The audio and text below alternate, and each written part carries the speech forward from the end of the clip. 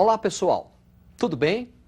Vimos na aula passada, primeiro reinado, período regencial, a partir dessa aula, segundo reinado. Observe essa gravura.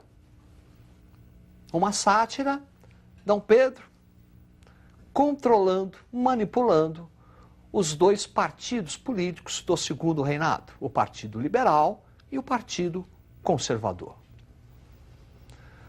No segundo reinado, vai ocorrer uma alteração na organização política brasileira. A adoção do parlamentarismo a partir de 1847, com a criação do cargo da presidência do Conselho de Ministros.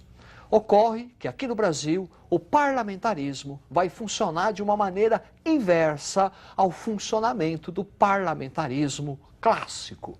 Observe este quadro. Parlamentarismo inglês, o parlamento é que escolhe o primeiro-ministro.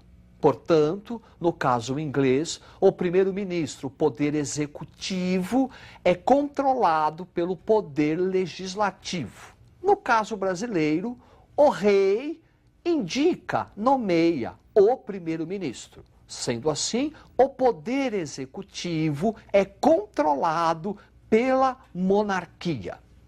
É isso que faz com que o parlamentarismo no Brasil seja caracterizado como ao contrário, inverso. E por quê? Não esqueça, a Constituição brasileira estabelece 4 poderes. Portanto, é pelo poder moderador que o rei pode nomear e demitir o primeiro-ministro, caracterizando a inversão. Também, no segundo reinado, nós vamos ter questões envolvendo o Brasil e a Inglaterra, o Brasil e países latinos. Primeiro, vamos analisar as tensões entre Brasil e Inglaterra. Observe o quadro. Tensões anglo-brasileiras. 1844, Tarifa Alves Branco. Representa o fim dos privilégios ingleses aqui no Brasil. Aqueles privilégios comerciais que os ingleses tinham desde 1810. Por conta disso, como resposta a isso, em 1845, Bill Aberdeen, que é uma medida da Inglaterra para coibir e proibir o tráfico negreiro. Qualquer navio brasileiro suspeito do tráfico negreiro, a partir de 1845, poderia ser aprisionado pelos ingleses. Como resposta a isso, 1850, aprovada a Lei Eusébio de Queiroz, importantíssima, representa o fim do tráfico negreiro. E em 1861, início da chamada Questão Christie. William Christie era o nome do embaixador inglês aqui no Brasil.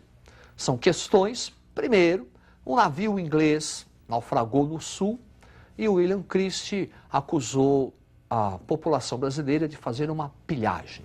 Depois, no Rio de Janeiro, oficiais da marinha ingleses, meio embriagados, fazem uma arruaça, brigam com o sentinela e são presos. Esses 2 incidentes, mais a questão do tráfico negreiro, mais o fim dos privilégios ingleses aqui no Brasil, provocam a questão Christie, que vai até 1865, que é um rompimento das relações diplomáticas entre Brasil e Inglaterra.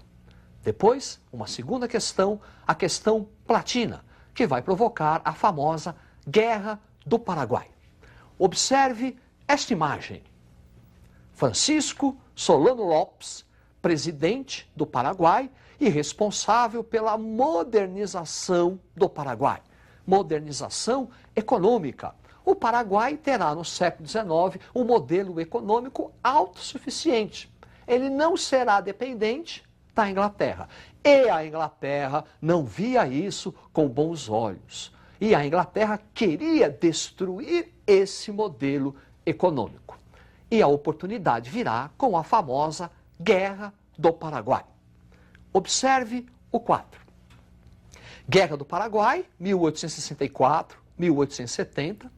Causas: a expansão e o desenvolvimento econômico do Paraguai, a intervenção brasileira na região na região do Prata, o que hoje é Argentina e Uruguai, os interesses da Inglaterra em destruir o modelo econômico do Paraguai e a formação da Tríplice Aliança: Brasil, Argentina e Uruguai contra o Paraguai e com o apoio da Inglaterra.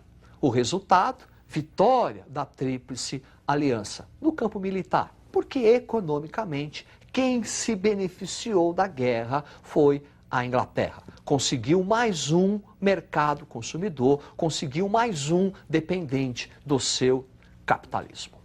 Também no segundo reinado, nós vamos observar a atividade, a expansão da atividade cafeeira. Observe o mapa. Aí está a expansão do café. Primeiro, no Vale do Paraíba, Rio de Janeiro, e depois uma expansão para o oeste paulista. Quando falamos de café, nós falamos de duas áreas produtoras de café. Uma no Rio de Janeiro, a outra em São Paulo.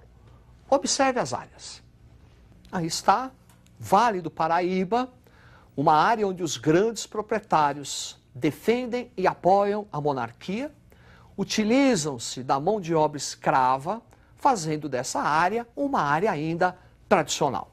No oeste paulista, os grandes proprietários de terra apoiam o ideal republicano, adotam a mão de obra assalariada. Não se esqueçam que desde 1850 não entram mais escravos no Brasil, lei Eusébio de Queiroz, fazendo dessa área uma área moderna. A expansão do café também vai trazer uma série de modernizações para a sociedade, a economia e a política nacional. Observe o quadro. Café e a modernização. A construção das ferrovias para melhor escoamento da área produtora de café, o oeste paulista, até a área exportadora, Porto de Santos. Desenvolvimento do sistema bancário. Desenvolvimento das cidades, o urbanismo, Avenida Paulista, São Paulo, Avenida Rio Branco, Rio de Janeiro, um surto industrial e o desenvolvimento das relações assalariadas, trabalho assalariado. Sobre o surto industrial, é sempre bom citarmos Irineu Evangelista de Souza, o nosso Barão de Mauá. Um homem que vai se envolver em várias atividades industriais, comerciais, companhias de navegação, sistemas financeiros, casas de moeda. Barão de Mauá, o grande industrial do século XIX. Sob a substituição do trabalho escravo para o trabalho assalariado, nós vamos ter a participação dos imigrantes italianos. Observe a gravura.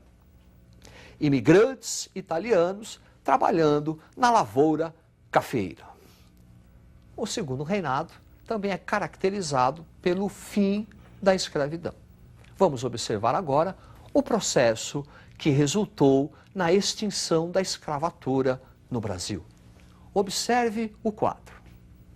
Fim da escravidão, resultado da pressão internacional, especialmente dos países capitalistas. Como já dissemos, escravo não recebe salário, portanto não é consumidor. A expansão da atividade cafeeira, aliada ao fim do tráfico negreiro e à necessidade de mão de obra. Daí o recurso, o imigrante italiano principalmente, e o abolicionismo. Sobre o abolicionismo, nós vamos ter uma série de legislações. Primeiro, a Lei do Ventre Livre, 1871, Lei dos Sexagenários, 1885, e Lei Áurea, 1888.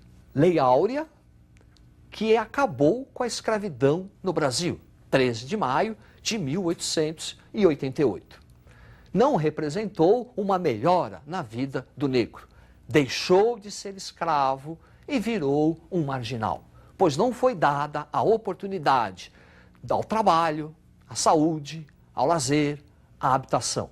De escravo, passou a ser um marginal. Ainda no segundo reinado, nós vamos ter o chamado movimento republicano, que vai contribuir para a queda do Segundo Reinado. Vamos analisar aqui, em primeiro lugar, os motivos que provocaram a queda da monarquia brasileira. Observe o quadro. Fim do Império Brasileiro. Processos de modernizações do século XIX ligados ao café, desenvolvimento do urbanismo, desenvolvimento do sistema financeiro, modernizações. Questão religiosa envolvendo o Império e a Igreja. É contra o regime do padroado, contra a intervenção do Estado nos assuntos religiosos. Desenvolvimento da questão militar, envolvendo o exército contra o Estado. Desde o final da Guerra do Paraguai, o exército brasileiro passa a reivindicar uma maior participação nas decisões políticas. Questão social que envolve a crise do escravismo, o processo de abolição da escravatura. Aqueles grandes proprietários de terra do Vale do Paraíba, após a abolição da escravatura, colocam-se contra o Império. E o movimento republicano. Movimento republicano que vai ter adeptos nas cidades, intelectuais, estudantes de direitos, e também vai conseguir o apoio dos grandes proprietários de terra, os fazendeiros de café do Oeste Paulista.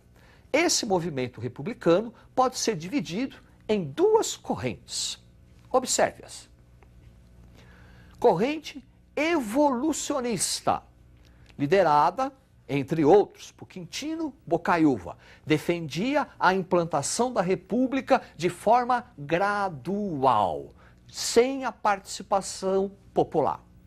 E o movimento revolucionário, entre seus líderes, Silva Jardim, o oposto do evolucionista, a implantação de da República através de uma revolução com participação popular. A tendência que ganhou foi a tendência evolucionista. E em 15 de novembro de 1889 foi proclamada a República. Representa o final do Segundo Reinado e o início de uma nova fase política na história brasileira. Agora, a proclamação da República não muda muita coisa na história brasileira. Continuamos com o modelo agrário exportador. Continuamos com o modelo ainda das origens coloniais. E com a implantação da República, a atividade do café vai continuar a ser a principal atividade econômica. Vimos então na aula de hoje o Segundo Reinado, as tensões, Guerra do Paraguai, questão Christie, a evolução do café e as suas consequências para o Brasil e o nosso movimento republicano.